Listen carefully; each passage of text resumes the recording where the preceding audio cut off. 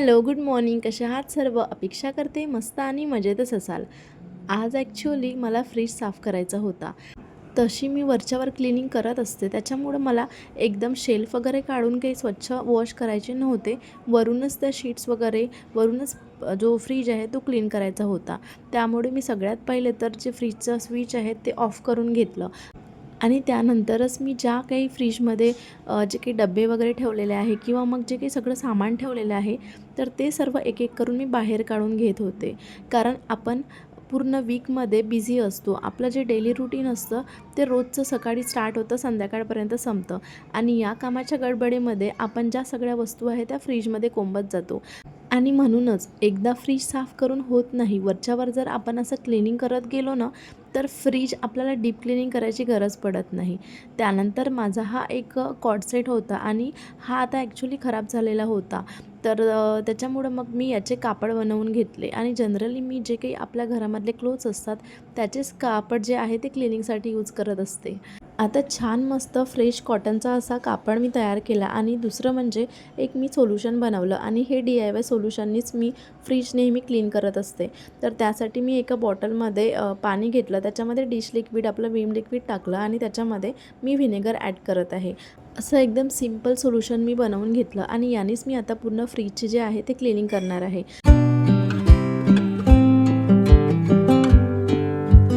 सर्वात पहिले तर मी तुम्हाला पूर्ण फ्रीज दाखवते की माझ्या फ्रीजची जी हालत आहे ती कशी झालेली आहे. आपण कितीही डीप क्लिनिंग केली तरी पण आपल्या वीकमध्ये फ्रीज हा खराब होतोच आणि मला तरी असं वाटतं की हे प्रत्येकाच्या बाबतीतच होत असेल.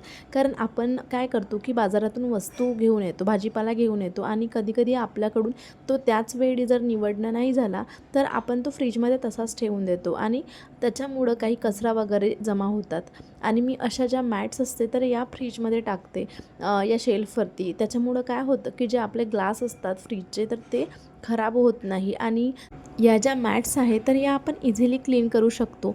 पाण्याने वॉशसुद्धा करू शकतो आणि माझ्या काही एवढ्या खराब झालेल्या नव्हत्या. त्याच्यामुळं मी त्या पाण्याने वगैरे वॉश केल्या नाही. सगळ्यात पहिले तर मी जे ग्लास आहे त्याच्यावरती हा स्प्रे अप्लाय केला आणि छान मस्त जो कापड आहे त्यांनी छान मस्त पुसून घेतलं आणि याच्यामध्ये मी व्हिनेगर ॲड केलेलं आहे. त्याच्यामुळं काय होतं की आपल्या फ्रीजमध्ये जर काही घाण स्मेल असेल तर तो सुद्धा निघून जातो आणि आणि व्हिनेगरमुळे जे ग्लास आहे तर यालासुद्धा शाईन येते. छान छान क्लिनिंग होऊन जाते आणि मला तरी असं वाटते हे जे घरगुती बेस्ट सोल्युशन आहे आणि आपण फ्रीजसाठीच नाही तर गॅसचा ओटा क्लीन करायसाठी किंवा गॅस क्लीन करायसाठी सुद्धा हे DIY सोल्युशन यूज करू शकतो. तर एक एक करून मी सगळे शेल्फ साफ करून घेतले आणि या साईडला मी लोणचे वगैरे ठेवत असते तर तो पण थोडा खराब झालेला होता. तर ते छान काढून व्यवस्थित पुसून वगैरे घेतले आणि असं मी सगळं पहिले जे फ्रीज आहे त्याची क्लिनिंग करून घेतली. जेणेकरून मग आपण छान इझिली त्याच्यामध्ये सगळ्या ज्या वस्तू आहेत त्या व्यवस्थित ठेवू शकते. आणि मोस्टली मी काय करते की जेव्हा फ्रीजमधलं सामान कमी होत जातं म्हणजे आपला भाजीपाला वगैरे संपलेला असतो ऑलमोस्ट तर त्याच वेळी मी फ्रीज क्लिनिंगसाठी घेते. म्हणजे इझी पडतं की फ्रीज साफ केल्यानंतर डायरेक्टली भाजीपाला घेऊन यायचा आणि छान मस्त निवडून मग आपण ते फ्रीजमध्ये व्यवस्थित लावून घेऊ शकतो. आणि त्याच्यामुळंच मग मी आता माझा भाजीपाला वगैरे कमी झालेला होता, संपलेला होता सामान वगैरे. त्याच्यामुळं मग मी सगळ्यात पहिले तर आज फ्रीज क्लिनिंगसाठी घेतलं. आणि तुम्ही बघू शकता की एका सिंपल सोल्युशननी जो फ्रीज आहे तो किती छान क्लीन झालेला आहे. त्या ज्या शेल्फ आहे त्याला वॉश करायची सुद्धा मला गरज पडली नाही.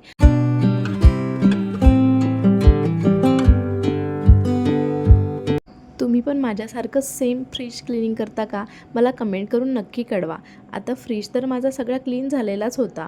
आता राहिल्या होत्या त्या म्हणजे माझ्या मॅट्स फ्रीजमधल्या आणि त्या मला काही एवढ्या वॉश करून घ्यायच्या नव्हत्या. त्याच्यामुळं मी काय केलं की त्या ज्या मॅट्स आहे त्याच्यावरती जो DIYचं सोल्युशन आहे माझं, जो स्प्रे आहे तर तो त्याच्यावरती अप्लाय केला आणि त्याच्यानंतर मग मी त्या ज्या शीट्स आहे सगळ्या तर त्या छान मस्त कापडने पुसून घेतल्या आणि एवढंच केलं तरी पण त्या ज्या शीट्स आहे त्या ज्या मॅट आहे त्या छान मस्त चमकत होत्या आणि एकदम छान अशा क्लीन झालेल्या होत्या. तुम्ही बघू शकता. आणि जनरली हे जे फ्रीज क्लिनिंगचं काम वगैरे आहे तर हे मी वीकमधून एकदा करत असते किंवा 15 दिवसातून एकदा तरी करत असते. कारण मग आपला जो फ्रीज आहे तो खूप जास्त खराब होत नाही. डीप क्लिनिंग करायची गरज पडत नाही. आणि काय होतं की आपण जर ते काम सोडून दिलं की आज करू, उद्या करू असं जर आपण करत गेलो तर फ्रीजची डीप क्लिनिंग करायची वेळ येते आणि मग त्या दिवशी आपल्याला सगळंच वॉश करावं लागतं. अशी वेळ आपल्यावर येऊ नये म्हणून काय करायचं, की जेव्हा थोडंफार खराब झालेलं असेल तर ते इग्नोर न करता लगेच साफ करून घ्यायचं. तर मी ज्या फ्रीजमधल्या मॅट्स आहेत तर छान पुसून वगैरे घेतलेल्या होत्या आणि छान मस्त फ्रीजमध्ये लावून दिल्या. आता ॲक्च्युली सकाळी यांनी भाजीपाला आणलेला होता थोडाफार, तर तो मी छान मस्त वॉश करून ठेवलेला होता. एक नॅपकिन टाकून त्याच्यावरती छान वॉश करून ड्राय होण्यासाठी ठेवलेला होता. आता मी मागच्या व्हिडिओमध्ये तुमच्याशी शेअर केलेलं होतं, की मी असा ऑर्गनायझर बोलावलेला आहे, फ्रीज ऑर्गनायझर म्हणू शकता. तर याच्यामध्ये 6 डब्बे आहे आणि यामध्ये मी सगळ्या बेसिक गोष्टी ठेवते, जे रोज स्वयंपाकाला लागतात. म्हणजे एकच डबा काढला, की सगळ्या गोष्टी इझी पडतात. पुन्हा पुन्हा सगळं घ्यायची गरज पडत नाही. तर त्याच्यामध्ये सांबार, मिरची, अद्रक, आपलं लसूण या सगळ्या गोष्टी मी ठेवते आणि एकच डबा काढला की माझं स्वयंपाकाचं अर्धं काम होऊन जातं. आणि हे जे ऑर्गनायझर आहे तर हे मी 2-3 वर्षाच्या आधीच घेतलेले आहे, ऑनलाईनच घेतलेले आहे आणि खरंच खूप छान राहतं याच्यामध्ये, भाजीपाला खराब होत नाही. पहिली मी काय करायची की तसंच ठेवून द्यायची, एवढी आयडिया मला नव्हती, बट आता मी ऑर्गनायझरचा यूज करत आहे. हे कंटेनर्स एअरटाईट असल्यामुळं याच्यामध्ये जनरली जो काही भाजीपाला आहे तो बरेच दिवस आपण स्टोअर करू शकतो. आता असं कंपल्सरी नाही की आपल्या घरी ऑर्गनायझर असलेच पाहिजे. जर आपल्या घरी ऑर्गनायझर नसेल तर आपल्या घरी खूप सगळे असे प्लास्टिकचे डबे असतात, तर त्याच्यामध्ये सुद्धा आपण स्टोअर करू शकतो आणि आपला जो भाजीपाला आहे हा खूप काळ टिकवू शकतो. तर माझ्याकडे हे जे ऑर्गनायझर आहे तर हे मी 2-4 वर्षाच्या आधीचे आहे आणि मला तरी असं वाटते की ही इन्व्हेस्टमेंट माझी चांगली आहे, कारण याला काहीही झालेलं नाही. एकदम छान मस्त क्वालिटी होती आणि जवळपास मला असं वाटते की एक जो ऑर्गनायझर आहे हा एक डब्बा मी 99 रुपीजला घेतला असणार मे बी. तर लिंक मी तुम्हाला डिस्क्रिप्शनमध्ये देतेच. आणि त्याच्यानंतर हे पण 2 गुलाबी झाकणाचे जे डबे आहे तर हे सुद्धा मी ऑनलाईनच घेतलेले होते. तर आता सध्या ते रिकामे आहे. जसं मी तुम्हाला सांगितलं की माझ्या फ्रीजमधलं ऑलमोस्ट सामान संपलेलं होतं आणि मला ते लावायचं होतं. त्याच्यामुळं मी आज फ्रीज क्लिनिंगसाठी घेतलेला होता.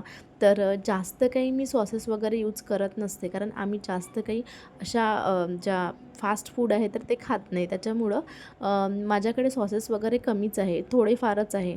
या वरच्या शेल्फमध्ये मी जे काही आपल्या घरामध्ये उरलेली भाजी वगैरे असेल किंवा दूध वगैरे असेल तर ते ठेवते.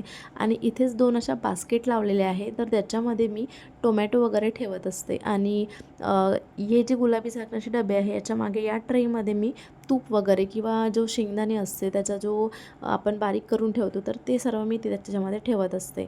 आणि या डब्यामध्ये तर मी तुम्हाला दाखवलेच आहे की जे बेसिक भाजीसाठी लागतं ते सर्व त्याच्यामध्ये ठेवते. आणि हे जे सगळे डबे आहे हे ऑर्गनायझर, तर याच्यामध्ये मी सगळ्या भाज्या किंवा मग काकडी, लिंबू, गाजर हे सगळ्या गोष्टी ठेवत असते. या शेल्फमध्ये छोटे छोटे लोणचे आम्ही डीमार्टमधून आणलेले होते तर ते ठेवलेले आहे. आणि थोडंफार आता उन्हाळा आहे त्याच्यामुळं ज्यूस वगैरे बनवण्यासाठी लागतात तर ते ठेवलेलं आहे, बॉटल्स वगैरे. तर असं सिंपल असं माझं फ्रीजचं सामान आहे. सध्या फ्रीज रिकामा आहे पण तो भरणारसुद्धा आहे आता मला माहिती आहे. आणि आता छान प्रकारे मी तो फ्रीज लावू शकते. आणि जेव्हा आपण छान क्लिनिंग करतो तेव्हा वेगळं सॅटिस्फॅक्शन मिळतं. तुम्हालाही मिळतं ना? कमेंट करून मला नक्की कळवा. त्यानंतर खालचा जो एरिया आहे तो पूर्ण क्लीन झालेला होता. आता मला साफ करायचं होतं ते म्हणजे फ्रीजर. तर माझ्या फ्रीजर ऑलमोस्ट चांगलंच असतं, कारण जास्त गोष्टी मी त्याच्यामध्ये ठेवत नाही. आणि असं स्प्रे अप्लाय करूनच छान मस्त मी पुसून वगैरे घेतला.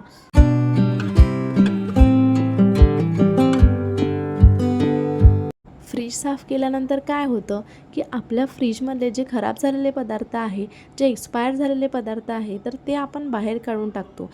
आणि मग जे चांगले पदार्थ आहे ते छान सुखाने श्वास घेतात. कोणतीही नवीन गोष्ट आणण्याच्या आधी ज्या जुन्या गोष्टी आहेत त्याचं सेग्रिगेशन केलं पाहिजे आणि नंतरच आपण नवीन गोष्टी आणली पाहिजे. मग ती कपड्यांच्या बाबतीत असो, कपाट लावण्याच्या बाबतीत असो किंवा मग फ्रीज ऑर्गनाईज करण्याच्या बाबतीत. ज्या जुन्या झालेल्या गोष्टी आहे, ज्याची आता खरंच गरज नाही आहे, तर त्या जर आपण काढून टाकल्या तर आपोआपच छान मस्त जागा होऊन जाते आणि त्या जागेमध्ये आपण नवीन गोष्टी ठेवू शकतो.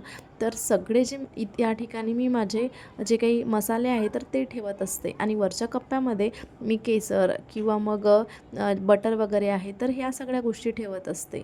आणि जनरली मी जे हे काही मसाले आहे तर फ्रीज ऑर्गनाईज करायच्या वेळी मी त्याच्या एक्सपायरी डेट चेक करून ठेवत असते.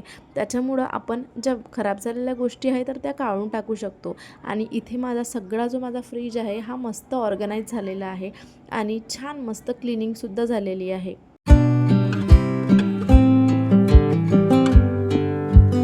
आपल्याला जेवढी महत्त्वाची फ्रीजची आतमधली क्लिनिंग वाटते तेवढीच महत्त्वाची बाहेरची क्लिनिंगसुद्धा वाटली पाहिजे. त्याच्यामुळंच आपला जो फ्रीज आहे तो छान चमकतो आणि त्याची शाईन ही कमी होत नाही. व्हिनेगरमुळे त्याची जे शाईन आहे ते आणखी जास्त वाढते. आजचं माझं काम झालेलं आहे. तर इथेच मी आजचा व्हिडिओ संपवते. तुम्हाला आजचा व्हिडिओ कसा वाटला कमेंट करून नक्की कळवा. आणि जर तुम्हाला व्हिडिओ आवडला असेल तर चॅनलला सबस्क्राईब करायला विसरू नका. लाईक करा, शेअर करा, कमेंट करा. So take care friends. भेटूया नेक्स्ट इंटरेस्टिंग व्हिडिओमध्ये. तोपर्यंत बाय.